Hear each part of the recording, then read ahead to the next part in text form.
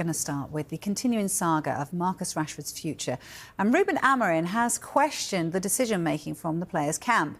Rashford's been left out of United's last 3 games and also gave an interview suggesting he wanted a new challenge away from the club. Amorim calls it a difficult situation, but added he wants to support his player. Of course, it's a hard situation, but I understand that this kind of players, they have a lot of people around them, and making some choices that sometimes is not the first idea from the players. So I understand I can separate things. I'm always here for helping Marcus as another player, and they have to do what they have to do.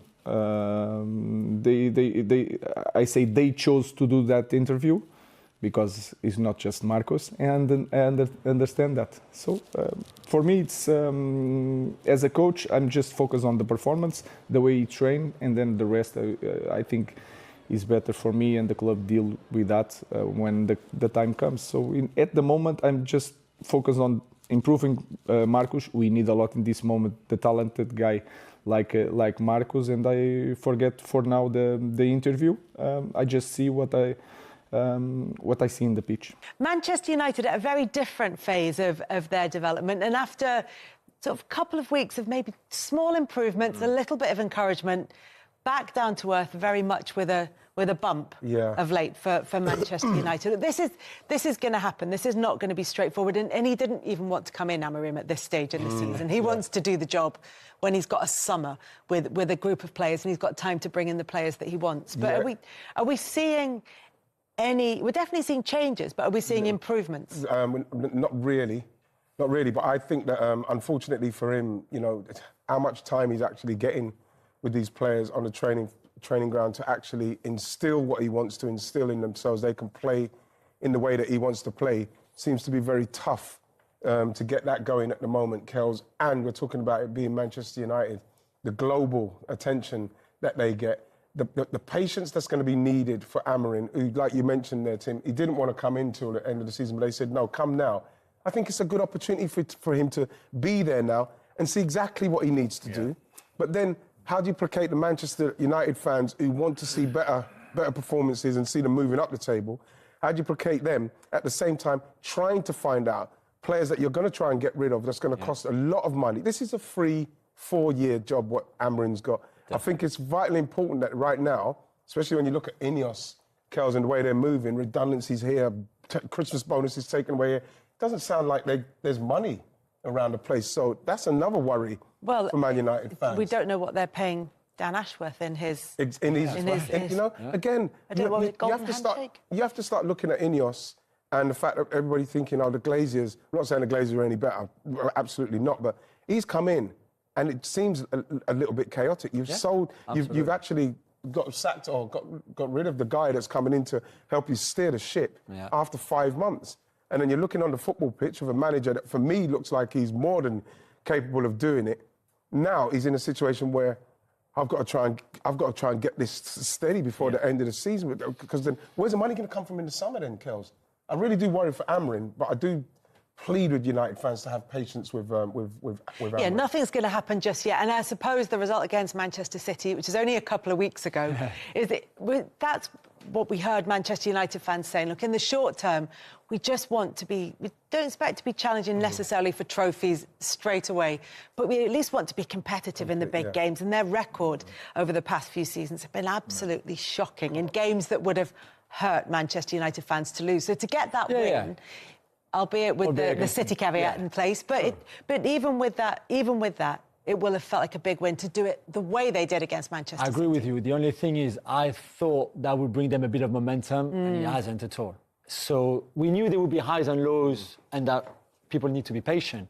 There's been more lows than highs, and that's why I'm a little bit disappointed by Amorim. The fact that the squad review that he started, which is okay for the first 2-3 weeks, maybe 4 or 5 games. Now it's almost 10 games, and he's still changing and tweaking. And let's try him here, but you can't keep trying people in different... Yeah, but George, this is what I'm saying. It's almost as if like it's almost as if he's doing his training games as the actual games. I know, but moving Wrighty, by things, now, 'cause I don't surely think he he's got- should know, don't you think? He should know what the best 11 is or looks like or what they should do instead of changing all the time. Well, you don't never know until they're on the stage, you know. So you need to put them in a competition. But I agree with you. I think there's too many changes, certainly to the back players, and your goalkeeper and the back players need to be the same. I can't believe he threw away the game again in the quarter-final of the Carabao Cup, because that's an opportunity to appease your fans, win a trophy possibly, you know, to put that team out and that goalkeeper out in that game and to throw that game away. And they start coming back into that game when they put their main players on. Ahmad is the only one I would suggest who's done all right. The rest of them have been bang average, really bang average. They have to look at themselves. Obviously, he's looking at the individual players. That's why he's making so many changes. But Jason Wilcox will be doing exactly the same there as well. And Omar, they'll be looking. They'll be saying, look, yeah, perhaps they're not good enough. He's trying to give them a playing identity. He knows exactly how he wants to play, and it should make the recruitment a little bit easier. But try and get rid of the players they've already got on the money what they're on, and the inflated prices what they paid for these players. It's impossible to get rid of them without losing an awful lot of money. Take a while. So Ineos, you're going to have a serious problem with that, and then it tracks down to the manager. The manager will have a problem. I think he's getting away with it at the moment. I think he's been worse than we would expect, but I think he gets away with it because he's got a personality. He's got a personality with the media. He talks very well. He's winning the press conferences and losing the games. And sometimes it's more important to win the press conference, and he's doing that. He needs to start winning football matches because they will lose patience. The Man United fans, the biggest club in the world, they will lose patience with this man very quickly. I agree. Give him some time. He needs to have the time, but he can't lose. With respect, it wasn't Liverpool, it wasn't Chelsea, it wasn't Arsenal, it was Bournemouth. And we know how well Bournemouth are doing. You get beat 3-0 at home, at Old Trafford to Bournemouth. Not acceptable. Not acceptable as things stand. And those 10 games have come up really quickly for Ruben Amorim, and Manchester United fans, as you say, will be hoping for more from him as the season progresses, and certainly for next season. Sue, how damaging a result was that for Manchester United?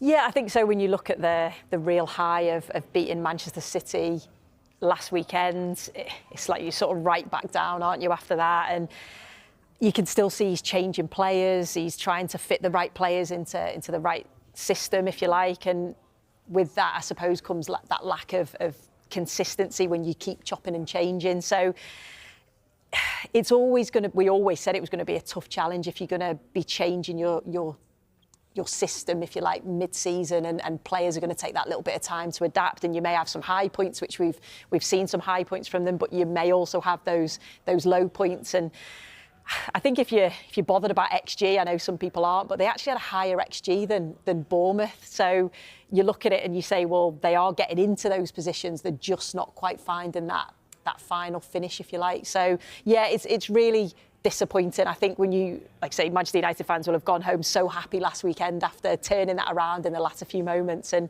winning the game, to then getting beat by a very good Bournemouth side that have caused a lot of top teams problems. But yeah, it's certainly things to learn. And I just think when you look at Manchester United at the moment, you think, well, defensively, they have to be better. Defending set pieces has been a massive problem. So that's got to be something that he's going to look at, I'm sure, to try and strengthen moving forward. Yeah, he's spoken, Amorim, previously about storms and coming in consistency. Is this just us seeing further evidence of that? Yeah, and nothing speaks more about that than set pieces. The amount of goals they've conceded from set pieces, the most in the Premier League now, is unacceptable. And you look at why are they struggling so badly? Because they've got some experience back there. It's not like they haven't. No, but I mean, you look at the header from the corner, Housen, and it's like he stood on his own. There's no one even near him going to compete with him. It's organisation, it's leadership, and I think that's the biggest thing that we keep on hearing about Manchester United is lack of leaders on the pitch. Remember when Liverpool bought Alisson and Virgil van Dijk, and everyone was like, they're the final pieces in the jigsaw. The first time you watched Liverpool with Van Dijk, when it was a corner, when it was a set piece, there was that real, like, you're there, you getting there. Then there was that ability to, like, I'm going to go and win this header. And he'd go and win everything. And you thought, wow, this is going to make a difference. But you also saw it from Alisson as the goalkeeper, was where he wanted people and how he wanted them to be. And it was almost like walking up to people, like, literally, like, you stand there or move this way. And suddenly it was like, right now you've got a leader on the pitch understanding what to do. I look at United at the moment and I think that they're just all over the place when they're in set pieces. There's almost I don't know where I should be and what I should be doing. When you look at that game yesterday, you often say, oh, they were just half a yard off it. They were 2 yards off yesterday. They were 2 yards off everything. The whole game felt like they were stretched whenever Bournemouth attacked, and it looked like a team in Bournemouth who understood their structure and how they play and how organised they are, but also a team in United who are struggling to adapt at the moment to what is being asked of them. But I'm with Sue. I think there's, well, whether you said this, but what you alluded to is, I think there's too many changes week in, week out. I think if you're going to progress, and listen, he's obviously a good manager and he knows what he's doing and what he's trying to achieve long term, but I just think you need continuity within a team. And once you've got continuity of where players are playing week in, week out, the understanding of that system will be made a lot quicker. And his argument will be, which I understand as well, is yes, but I need everyone to know it. So if we get injuries, we bring people in and it's just a like for like in that position. But I still think you can learn a lot from the bench watching that team doing what they're doing as well. Yeah. Do you think they've maybe given him a licence to go, OK, go and trial the players, go and see how they fit and how they cope in certain situations? And then in January, we're going to look and go, OK, well, we know we need to get rid, we know we need to bring in players in this position. So do you think he's sort of been given that freedom, I suppose, to go and do that, knowing that you're not going to get that consistency because you keep chopping and changing? But there's two sides to this argument, isn't there? So if United win games, their players' value goes up because suddenly they're showcasing what they can do. If they're not winning games, their values continue to decrease. The other thing then is that if you're not performing at a high level as a player, there's no value, there's no way of moving you on in the market. If you're also slipping down the league, do you become an attractive proposition for a Man United coming in for you if you're a player? Do you want to go to them? Or are you looking at it going, do you know what, I'll give it 6 months and I'll see where they're at in 6 months and what the plan is then? Yeah. So it's a very difficult one. The other thing as well is they're getting booed every week. So as a manager, I'd be thinking, well, the last thing I want here is that is one of the biggest knock-on effects to confidence in the changing room. It's the hardest thing to get rid of, is when you step out onto that field, you're fearing what the reaction's going to be. So straight away, you're on your back foot a little bit and you're not playing with that freedom, that sort of confidence that you need. Which brings us neatly on to Marcus Rashford. Not in the squad for the third game in a row. He was, however, in the tunnel before the game. How has it got to a situation like this for a player that has been at the club since the age of 7 and has shone for them at times? Should we be, rather than criticise him, be concerned for his mental well-being, for what something is obviously going on here? Yeah. Well, I think what we can say, and I think we can honestly say this, is we've been a big advocate of us and we've been supportive to him and said that all along there's more to this than meets the eye. Whether it is, or we don't know because we're not sort of privy to that information, but what you do know is that he's a game changer. He's a player who can absolutely turn it on and he's a top player. So why wouldn't you want to get the best out of him? Now, he's come out and obviously made the statement. What we've seen behind the scenes is there's been a lot of cost cutting. But what we also know is he's potentially their biggest earner. Now, is that the ownership coming in going, absolutely not. We're going to set a wage structure and we're going to make sure that we bring that down. He's the first one that's got to go, or we're going to have to do something about it. So how do you do that? You frustrate a player. You make life difficult for him. I've been in that situation where someone's come in and gone, you're not a player for me. So what I'm going to do is I'm going to make life hell for you. I'm going to make it really embarrassing for you. I'm going to change the way we do everything. You're training, I'm going to leave you out of squads. And I'm going to make it so you train all the week, but then you get no reward at the end of it and make things difficult for you. And I get that sense at the moment that he's in that sort of that place at the moment where he's almost being forced and being made the scapegoat. Now, a lot of Man United fans will probably watch this and go, that's not true. They'll say his work rate's not there. But work rate comes from feeling wanted, feeling like you're important, feeling like you can contribute as well.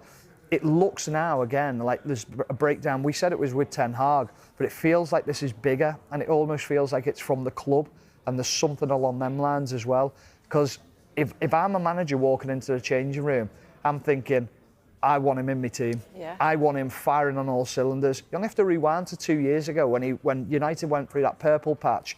Why did they go through that purple patch? Single-handedly, him. He was unplayable at times.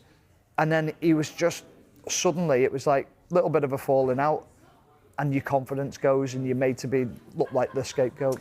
And sometimes when you're in a hole, rather than climbing out, you just keep digging. Exactly. Manchester United boss Ruben Amorim has raised concerns about the decision-making of Marcus Rashford's camp after he gave a controversial interview in which he revealed he is ready for a new challenge. Rashford stunned supporters last week by stating he was prepared to leave United in search of a fresh adventure.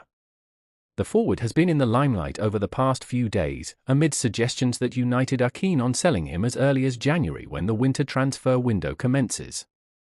Rashford's revelation came just 2 days after Amorim dropped him from the matchday squad that beat Manchester City 2-1 at the Etihad. He has since been excluded from the 2 subsequent squads for matches versus Tottenham Hotspur in the Carabao Cup and Sunday's meeting with Bournemouth.